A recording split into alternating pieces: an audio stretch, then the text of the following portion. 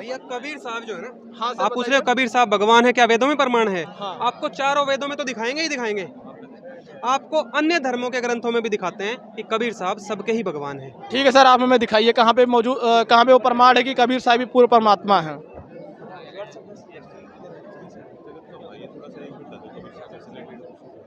तो दर्शकों, वीडियो के साथ मौजूद रहना, वीडियो स्किप मत करना।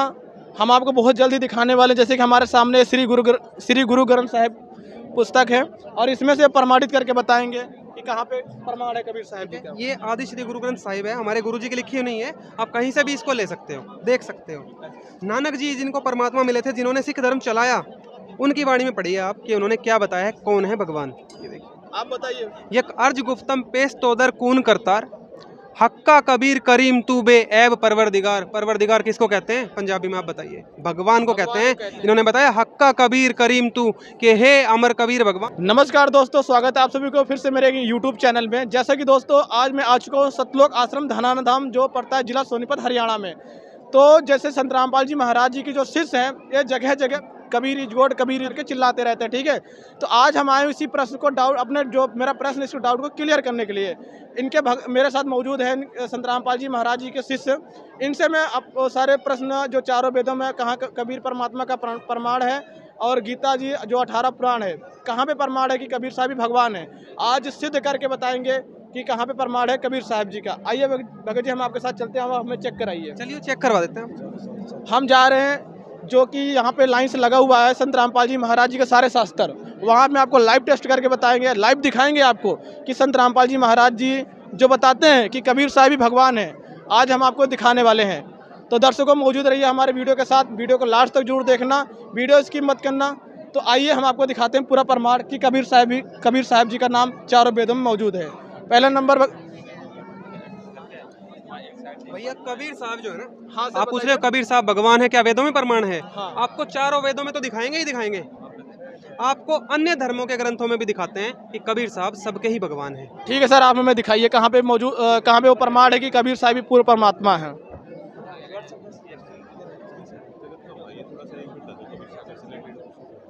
तो दर्शकों, वीडियो के साथ मौजूद रहना, वीडियो स्किप मत करना।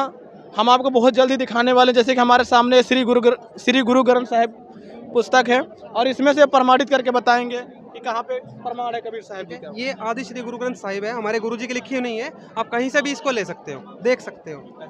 नानक जी जिनको परमात्मा मिले थे, जिन्होंने सिख धर्म चलाया, उनकी वाणी में पढ़िए आप कि उन्होंने क्या बताया है, कौन है भगवान। ये देखिए, आप बताइए। यक अर्ज गुफ्तम पेश तोदर कून करतार, हक्का कबीर करीम तू बे ऐब परवरदिगार। परवरदिगार किसको कहते हैं पंजाबी में, आप बताइए? भगवान को कहते हैं। इन्होंने बताया हक्का कबीर करीम तू, के हे अमर कबीर भगवान, आप दयालु हो और आप बे ऐब मतलब निर्विकार परमात्मा हो। तो नानक जी ने प्रमाणित कर दिया गुरु ग्रंथ साहिब के अंदर। तो दर्शकों, जैसा कि भगत जी ने श्री गुरु ग्रंथ साहिब से प्रमाणित करके दिखाया कि कबीर साहब जी का नाम कहाँ है, इसके बाद हम चलते हैं चारों वेदों की ओर और हमें वहाँ से प्रमाणित करके दिखाएंगे कि संत रामपाल जी महाराज जो ज्ञान बता रहे हैं वो शास्त्र के अनुसार बता रहे हैं। तो बने रहिए लास्ट तक वीडियो के साथ में। तो हमारे सामने जो है, जैसे कि आपको फर्स्ट टाइम में श्री गुरु ग्रंथ साहिब दिखाया, अब आपको प्रमाणित करके दिखाएंगे कुरान शरीफ से। तो आइए देखते हैं कुरान शरीफ में कहाँ कबीर साहब जी का नाम लिखा हुआ है। जो पवित्र मुस्लिम धर्म है, इस्लाम धर्म जिसको बोलते हैं, आज वो विश्व में इतना फैला हुआ है, इवन हिंदू धर्म से भी ज़्यादा आप देखोगे फॉलोअर्स उनके हैं, ठीक है। उनके देखिए अल्लाह के बारे में क्या लिखा हुआ है, उनकी देखिए आप, ये कुरान शरीफ उन्हीं की है। ठीक, दिखाइए आप, इसमें देखिए,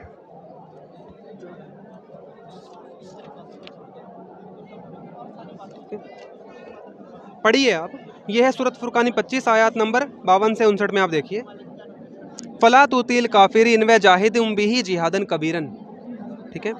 अब यहाँ पे क्या लिखा है, अब ये क्या है कि परमात्मा का नाम तो कबीर देव है, अल्लाह का नाम कबीर है, परंतु जो अर्थ करने वाले हैं उनको पता नहीं होता है कि ये अल्लाह का नाम लिखा है या भगवान का नाम लिखा है, इसलिए वो अपनी तरफ से कुछ अर्थ कर देते हैं। परंतु आप किसी भी भाषा में आप किसी का नाम पूछिए, उसका नाम नहीं बदलेगा, ऐसे ही परमात्मा का नाम कबीर ही रहेगा। आप देखिए यहाँ पे इन्होंने बड़ा कर दिया, उनका अर्थ आप देखिए, हाईलाइट हमने किया है, बड़ा कर दिया परमात्मा का, ठीक है। अगले श्लोक में देखिए, अगली जगह से, अगले पेज पे यहाँ पे बताया है इबादी ही खबीरा, जिसकी इबादत करनी चाहिए वह कबीर है।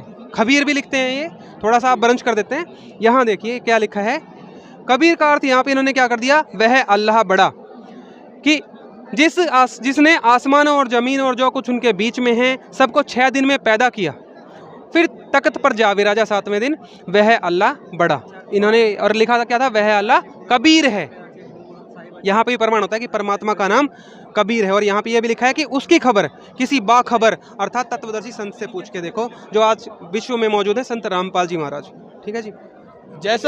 जैसा कि दर्शकों, इन्होंने संत रामपाल जी महाराज जी जो अन्यायी हैं, इन्होंने सिद्ध करके दिखाया कि कुरान शरीफ में भी कबीर साहब जी का नाम है। अब हम आपको सिद्ध करके दिखाएंगे कि चारों वेदों में कहाँ पे कबीर साहब जी का प्रमाण है, जैसे कि इनके गुरुजी संत रामपाल जी महाराज बताते हैं। आइए देखते हैं। ये है ऋग्वेद हिंदी भाष्य। देखिए, पवित्र हिंदू धर्म में वेदों को सर्वोपरि माना गया है। ठीक है, उसमें अब आपको ऋग्वेद के अंदर दिखाते हैं, ये देखिए। और ये सारी बुक्स जो हम आपको दिखा रहे हैं, ये हमारे गुरुजी संत रामपाल जी महाराज जी की लिखी हुई नहीं है। ये वो बुक्स हैं जो समाज में चल रही हैं, जो समाज के लोग पढ़ते हैं जिनको। ठीक है, देखिए यहाँ पे क्या लिखा है, कबीर अमितोजा। ठीक है, वेदों में जो परमात्मा की जहाँ महिमा की हुई है, आप देखिए यहाँ कवि, ये कबीर अमितोजा का, इसने कबीर को कवि ही कह के कर दिया और इसका अर्थ बना दिया कुछ। ठीक है, राजनीति, विद्या या दुख पदार्थों के अपने। अब आप देखिए कि वेदों के अंदर जहाँ भी परमात्मा का नाम आता है, ठीक है, वहाँ परमात्मा की महिमा होती है। अब ये अलग अलग अर्थ करके लोगों को भ्रमित कर देते हैं, जिनको ये नहीं पता कि ये परमात्मा का नाम है। ठीक है, और दिखाते हैं आपको, देखिए और क्लैरिटी आएगी।